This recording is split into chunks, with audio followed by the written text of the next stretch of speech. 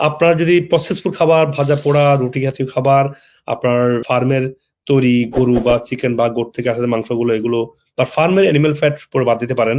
আপনি যদি রেগুলার শাকসবজি ফলমূলটা বাড়ান, খাবারের মধ্যে ভাতটা কার্বোহাইড্রেট ভাত থেকে নেন, আপনি মধু দিয়ে লেবু দিয়ে সকালে পানি খান, তাহলে ক্যান্সারটা থাকবে না।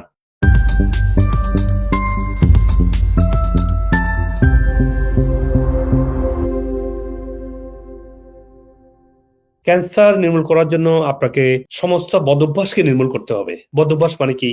প্রসেস খাবার খাওয়া। বদভ্যাস মানে কি? খাবারের সাথে পানি খাওয়া। বদভ্যাস মানে কি? খাবারের মধ্যে আপনার জাঙ্ক খাবার ভরিয়ে ফেলা। বদভ্যাস হচ্ছে আপনার আল্লাহ বলছে যে যারা মুখতালিফা, যেটা আমি তোমার জন্য গ্রো করাই, এটা তোমার খাবার। আমরা মনে করছি যে মানুষ যেটা দোকানে বানায় এটা আমার খাবার। এই হলো বদভ্যাস। এই বদভ্যাসটা যদি ঢুকতে পারেন ক্যান্সার থাকবে না ইনশাআল্লাহ। তাহলে মেইন হচ্ছে যেটা আল্লাহ তৈরি করেছে, যেটা আল্লাহ বলছে যে যেটা আমি নিজ থেকে তৈরি করি সে তোমার খাবার। সেটা কি? শাকসবজি ফলমূল। সবাই আমরা জানি, কিন্তু আমরা মানি না। এখন অনেকে মানলেও কিভাবে মানে? খাবারের পরে একটু সালাদ খায়, খাবারের পরে একবারই সবজি খায়। That's not enough. খাবার শুরু করবেন একবারই সালাদ দিয়ে, দেখেন না আপনার স্বাস্থ্যটা চেঞ্জ হয়ে যাবে। খাবার শুরু করবেন একবারই সবজি দিয়ে, তারপরে খাবার শেষে একটু ফল খাবেন। খাবার আগে ফল খেতে পারেন, কোনো অসুবিধা নেই। আর খাবারের মধ্যে এসে ভাত খান, রুটিটা অ্যাভয়েড করেন। রুটির যে গ্লুটিনটা আর রুটির যে ইনফ্লামেশনটা দীর্ঘস্থায়ী আপনাকে ক্যান্সারের দিকে নিয়ে যাবে। এটা নিয়ে অনেক ডক্টর বই লিখেছে।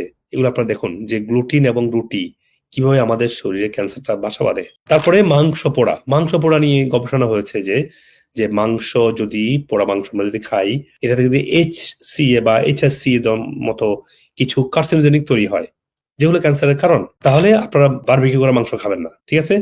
বারবিকিউ করা মাংস খাবেন না। তারপর হচ্ছে যে রুটি জাতীয় খাবারটা খাবেন না আপনারা। তারপর আর কি খাবেন না? আর হচ্ছে যে ফার্মের মাংস, ফার্মের অ্যানিমেল ফ্যাট, সেটা দুধ, চিজ, বাটার, ঘি যেগুলা দুধ থেকে আসে, মানে ফার্মে তৈরি করা গরু থেকে যে দুধ আসে, দুধ থেকে করা যে চিজ, বাটার, ঘি বা দই, ওগুলো খাবেন না। অনেকে আমার প্রশ্ন করে দই খেতে পারবো।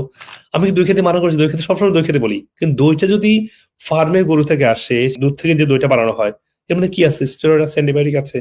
তাহলে আপনার তো ক্যান্সার হবেই, তাই না? দই তো ভালো, ব্যাকটেরিয়া ভালো আছে, কিন্তু ব্যাকটেরিয়ার মধ্যে যে আপনার অ্যান্টিবায়োটিক যে ক্যান্সারের জীবাণু আছে, অ্যান্টিবায়োটিক ক্যান্সারের জীবাণু না ওইভাবে। কিন্তু অ্যান্টিবায়োটিকটা এসে যখন আপনার পেটের গাট ব্যাকটেরিয়াকে মেরে ফেলবে, পেটের ব্যাকটেরিয়া গুলা যদি কমে যাবে, তখন আপনার ইনফেকশন তৈরি হবে, সেখান থেকে তো ক্যান্সারটা আসবে। তাহলে আপনার যদি প্রসেস ফুড খাবার, ভাজা পোড়া, রুটি জাতীয় খাবার, আপনার ফার্মের তৈরি গরু বা চিকেন বা গোট থেকে আসা মাংসগুলো এগুলো বা ফার্মের অ্যানিমাল ফ্যাট পরে বাদ দিতে পারেন। আপনি যদি রেগুলার শাকসবজি ফলমূলটা বাড়ান, খাবারের মধ্যে ভাতটা কার্বোহাইড্রেট ভাত থেকে নেন, আপনি মধু দিয়ে লেবু দিয়ে সকালে পানি খান, তাহলে ক্যান্সারটা থাকবে না। হ্যাঁ, যদি ক্যান্সার যদি হয়েই যায় সেক্ষেত্রে আপনার একটু প্রিকশন লাগবে। কিরকম? ক্যান্সার যদি হয়ে যায় সেক্ষেত্রে আপনাকে অনেকগুলো কাজ করতে হবে। যদি ক্যান্সার যদি অ্যাডভান্স স্টেজে যায়, আপনাকে ফুল টাইম নিজেকে টেক কেয়ার করতে হবে। আমি অনেক অ্যাডভান্স স্টেজ পেশেন্টকে টেক কেয়ার করছি এই মুহূর্তেও, যদি আমি সরাসরি পেশেন্ট দেখি না, কিন্তু আমি ক্যান্সার পেশেন্ট যখন স্টেজ 4 চলে যায় আমি তাদেরকে সরাসরি টেক কেয়ার করি। তো এটা ফুল টাইম টেক কেয়ারের বিষয়। যদি ক্যান্সার স্টেজ 4 চলে যায়, সেটা লম্বা কথা না? অনেকগুলো থেরাপি, অনেকগুলো সাপ্লিমেন্ট, অনেকগুলো lifestyle, dietary very restricted diet. কিন্তু আর্লি স্টেজ যদি ক্যান্সার হয়, তাহলে সেক্ষেত্রে আপনার কি করতে হবে? ওজন থেরাপি, আকুপাঙ্কচার করতে হবে, অনেকগুলো সাপ্লিমেন্ট খেতে হবে। অনেকগুলো সাপ্লিমেন্ট, ক্যান্সার তো রোগ একটা, সাপ্লিমেন্ট অনেকগুলো কেন? অবশ্যই অনেকগুলো সাপ্লিমেন্ট খেতে হবে। কারণ ক্যান্সার হওয়া মানে আপনার লিভার উইক, আপনার ইমিউন সিস্টেম উইক, আপনার শরীরে মেটাবলিজমটা উইক, আপনার শরীরে এনার্জি নাই, আপনার শরীরে ব্রেন কাজ করছে না, হরমোনগুলো ইমব্যালেন্স। পুরো শরীরটা ব্যালেন্সে আনার পরে আপনার শরীর অ্যান্টি ক্যান্সারাস একটা এনভায়রনমেন্ট হবে, আপনি আস্তে আস্তে ক্যান্সার থেকে বেরিয়ে আসতে পারবেন।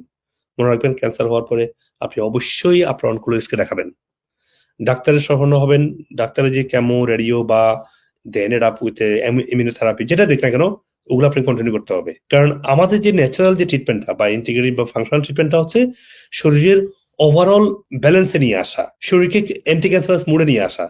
কিন্তু ক্যান্সার সেলকে যখন ন্যাচারাল ট্রিটমেন্ট করার চেষ্টা করা হয়, এটা ফুললি কন্ট্রোল আসে না। সো আপনারা কনভেনশনাল ট্রিটমেন্টটা কন্টিনিউ করার পাশাপাশি আমাদের ট্রিটমেন্টটা নেবেন।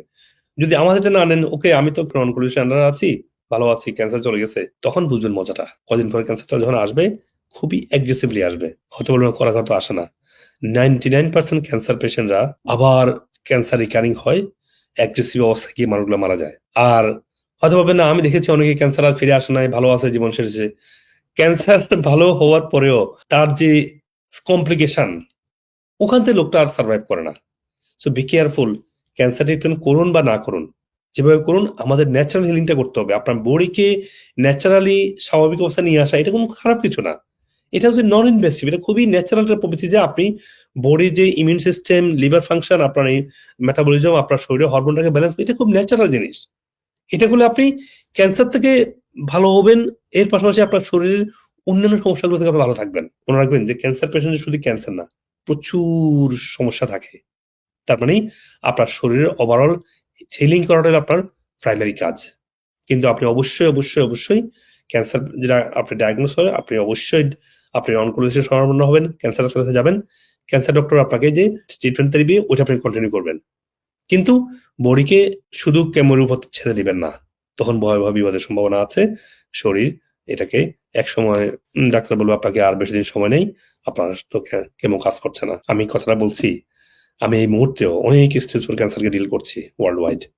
আবার বলছি, ক্যান্সার পেশেন্টদের আমি সরাসরি ডিল করি যারা স্টেজ 4 চলে যায়, এবং তাদের স্টোরি একই রকম। ক্যান্সার ছিল, কেমো দেওয়া হয়েছিল, ক্যান্সার ফ্রি হয়েছে, আবার অ্যাগ্রেসিভলি ক্যান্সার আসছে এবং এটা স্টেজ 4 মেটাস্টেসিস হয়ে গিয়েছে। It's like big problem. So be careful. আপনি ক্যান্সার প্রিভেনশন হচ্ছে মেইন কাজ। এখন থেকে ক্যান্সারকে প্রিভেন্ট করুন, যাতে আল্লাহ আপনাকে ক্যান্সার না দেয়। কিভাবে? ডায়েট, লাইফস্টাইল আর বেসিক কিছু সাপ্লিমেন্ট সবাই কন্টিনিউ করবেন। ওমেগা, তাই না, প্রোবায়োটিক, ডাইজেস্ট অপটিমাইজার, ডাইজেশনকে ভালো রাখা। তারপরে আর কি করতে হবে? আপনাকে শরীরের হরমোনটাকে ব্যালেন্স রাখার জন্য প্রেগনেন্ট আপনার লাগবে শরীরে। তারপর কি লাগবে? আপনার মনে রাখবেন যে আপনার শরীরের ওভারঅল এনার্জি প্রোডাকশনের জন্য আপনার শরীরের ভিটামিন ডি ভালো রাখতে হবে। ভিটামিন ডি সবসময় চেক করবেন। যাদের শরীরে ভিটামিনের অভাব, ঠিকমতো হেলদি খাওয়া দাওয়া করেন না বা করেন নাই, তারা অবশ্যই মাল্টিভিটামিনটা নেবেন। আমাদের মাল্টিভিটামিনটা ওয়ার্ল্ডের বেস্ট মাল্টিভিটামিন। আমি দশক ধরে পরীক্ষা করে বের করছি আপনাদের জন্য, আলহামদুলিল্লাহ। তারপরে মিনারেলটা, অনেকে বুঝে না যে মিনারেলটা নিয়ে নাম, বলে কি আমার মাল্টিভিটামিন দেন একটা। মাল্টিভিটামিনটা পরে, আগে মাল্টি মিনারেলটাকে নেবেন। মাল্টি মিনারেলটাই আপনার শরীরের সমস্ত জিঙ্ক, ম্যাগনেসিয়াম, আয়রন এগুলোকে ব্যালেন্স করতে পারলে আপনার মাথা ব্যথা, ফ্যাটিক বা এনার্জি ডেফিসিয়েন্সি এগুলো ব্যালেন্সে আসবে। ঠিক আছে ভাই? আপনারা এই প্রিভেনশনটাও করবেন, এগুলো করার প্রিভেনশনের জন্য, আবার ট্রিটমেন্টও করবেন। এতে করে আপনি একটা ইনশাআল্লাহ স্বাভাবিক জীবন থাকতে পারবেন। মনে রাখবেন, all the healing come from Allah, তাই না? আপনি যদি আমার ভিডিওগুলো লাইক করে থাকেন, সবার সাথে শেয়ার করবেন এবং কমেন্ট সেকশনে আপনার প্রশ্ন এবং শারীরিক সমস্যাগুলো লিখবেন। আমি যত দ্রুত সম্ভব উত্তর দেওয়ার চেষ্টা করবো ইনশাআল্লাহ। আর যদি আপনার ডক্টর কনসালটেশন প্রয়োজন হয়, আমাদের নিউ ইয়র্ক, লন্ডন, বাংলাদেশ সহ যে কোনো ব্রাঞ্চে আসতে পারেন। আপনি আপনার শারীরিক সমস্যার রুট কজ থেকে সুস্থ হওয়ার জন্য আমাদের ন্যাচারাল মেডিসিন এবং রিজেনারেটিভ ওজন এবং আকুপাংশার সহ অন্য থেরাপিগুলো নেবেন। আর আপনি পৃথিবীর যে কোনো প্রান্ত থেকেই ভার্চুয়ালি অনলাইনের মাধ্যমে ডাক্তারের সাথে শিডিউল করে ডাক্তার দেখাতে পারবেন। আপনি যদি আমেরিকান অথেন্টিক ন্যাচারাল মেডিসিনগুলো কিনতে চান, আপনি টিকটক অথবা অন্যান্য সোশ্যাল মিডিয়া থেকে কিনতে পারবেন এবং আমাদের ক্লিনিকগুলো থেকে কিনতে পারবেন।